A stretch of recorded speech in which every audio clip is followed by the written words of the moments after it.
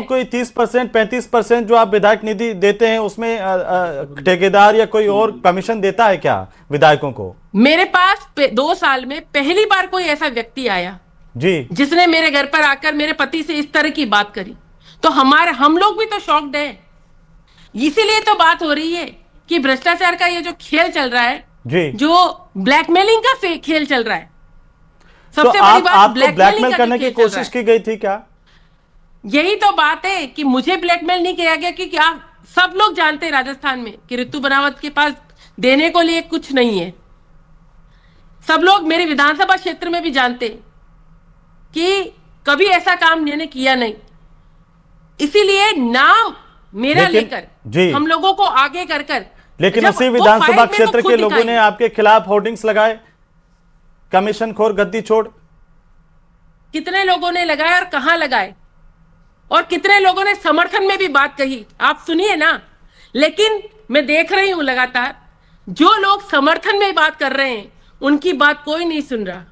एक व्यक्ति ने रात में आकर एक जगह होल्डिंग लगा दिया, वो सबको दिख रहा है, लेकिन समर्थन में आकर लोग 500 की भीड़ में आकर समर्थन कर रहे हैं कि ऋतु बनावत ऐसा नहीं कर सकती, वो किसी को नहीं दिख रहा।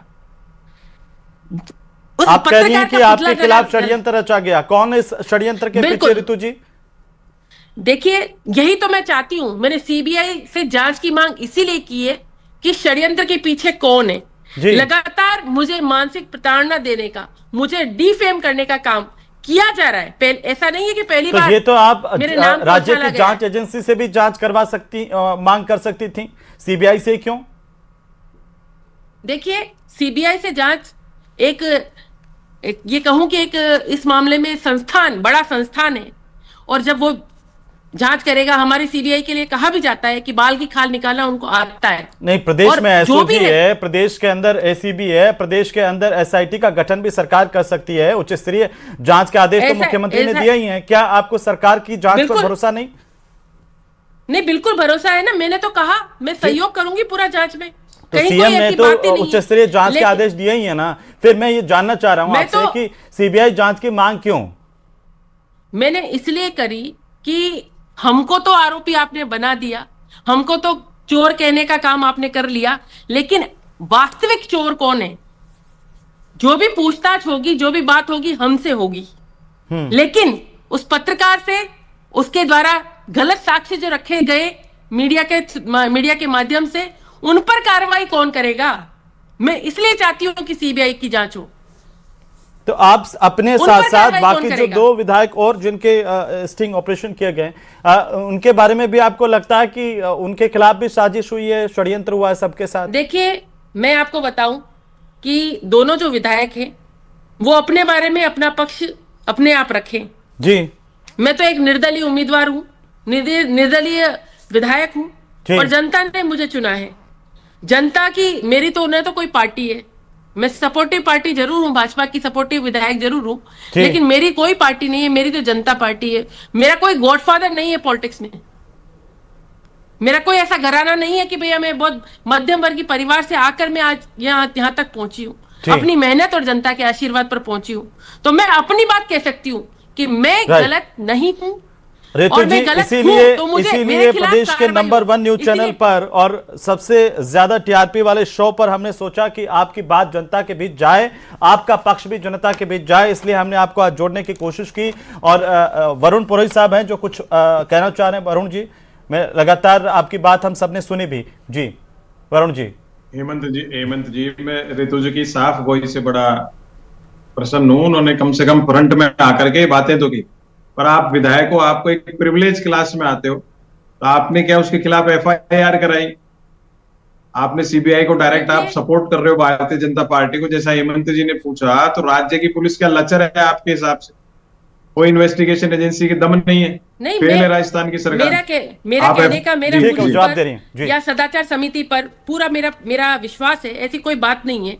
मेरा कहना केवल ये है कि अगर सीबीआई जांच करेगी तो पत्रकार और उस संस्थान के जो उनका भी एक पक्ष है कि उन्होंने ऐसा क्यों किया, उन्होंने मुझे क्यों चुना। नहीं ऋतु जी, सदाचार कमेटी के अलावा उच्च स्तरीय जांच कमेटी का गठन माननीय मुख्यमंत्री जी की तरफ से किया गया है, वो एक अलग भी जांच चल रही है पैरेलल।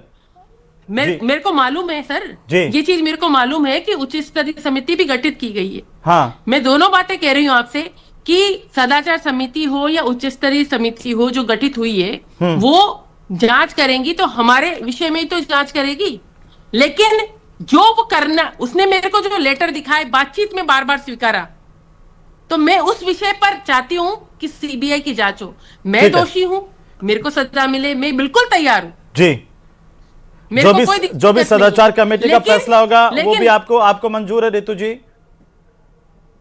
जी बिल्कुल, अगर सदाचार कमेटी के सामने मेरे को प्रूव होता है, ठीक है, प्रूव होता है, ठीक है, मैं आता हूं वापस एक टिप्पणी जो है, चूंकि मित्तल साहब पहले एक टिप्पणी आपके वरिष्ठ पत्रकार के तौर पर कैसे आप देख रहे हैं? रितु जी ने सीबीआई जांच की मांग की है और दूसरी तरफ सदाचार कमेटी ने भी इनको नोटिस जारी किए हैं।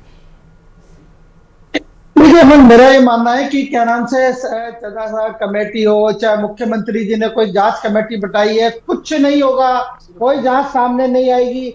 मैं आपको एक बहुत बढ़िया उदाहरण देना चाहता हूं, आपको अच्छी तरह ध्यान हो तो हमारे यहाँ एक जय किशन पटेल आदिवासी पार्टी के विधायक थे, 25 लाख रुपए की रिश्वत लेते हुए पकड़े गए, हाई कोर्ट से जमानत हो गई, बाहर आ गई।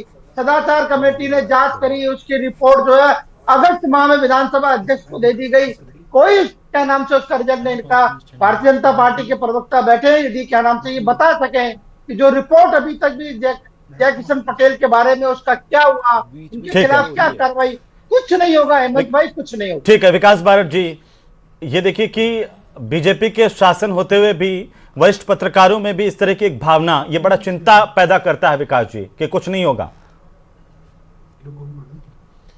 देखिए, ये भावना इनके मन में किस प्रकार आई इसका तो मेरे पास कोई उपचार नहीं है। शायद इनकी भावना इस पर इसलिए भी मैं मानता हूं मित्तल साहब की भावना रही हो क्योंकि पूर्ववर्ती सरकार के समय खुद मुख्यमंत्री मंच से कहा करते थे कि अपने विधायकों को कि आप लोगों ने जो पैसे लिए हैं सरकार गिराने के लिए वो वापस लौटा दो, वरना वो आपका ये कर देंगे वो कर देंगे, लेकिन कभी खुद के विधायकों के ऊपर कार्रवाई करने की हिम्मत वो नहीं जुटा पाई। उसका सीधा सीधा जवाब अभी आज ज्यादा समय नहीं है प्लीज आज, इसलिए मैं आपको टोक रहा हूं, जवाब यही दे रहा हूं एसपी मित्तल जी। विकास बारट जी, उन्होंने जय कृष्ण पटेल का मामला उठाया, क्या हुआ उसका जो जाहिर करी जी?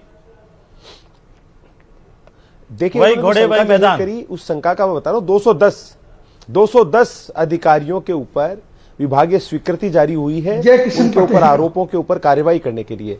और आज देखिए कि मुख्यमंत्री जी ने जैसे ही ये वीडियो आए हैं, इसके गिनती के 3 दिन नहीं हुए, हमारी पार्टी ने हमारे जो विधायक थे उनको अनुशासनात्मक नोटिस दिया है, जवाब मांगा है।